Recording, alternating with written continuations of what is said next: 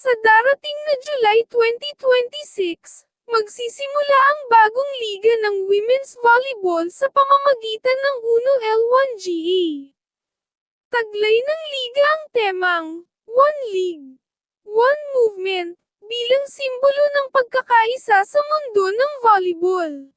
Layunin ng UNO L1GA na pagsamahin sa iisang kompetisyon ang mga student athlete, veteranong manlalaro, at mga kilalang volleyball star.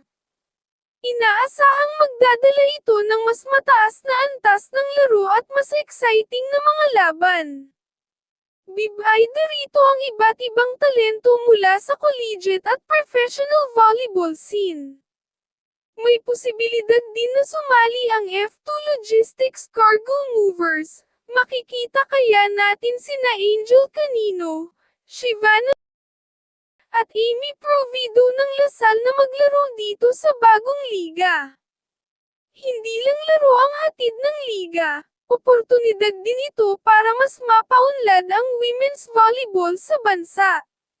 Magiging daan din ito upang mas makilala ang bagong henerasyon ng volleyball players. Sa gabay ng mga veteranong atleta, mahuhubog pa lalo ang kakayahan at kumpiyansa ng mga kabataang manlalaro. Pinapakita ng UNO L1GA ang koneksyon ng iba't ibang henerasyon ng volleyball talent para sa mas magandang kinabukasan ng sport. Asahan ang bagong sigla, matinding aksyon, at inspirasyon na ihahatid ng UNO L1GA sa mga volleyball fans ngayong July 2026.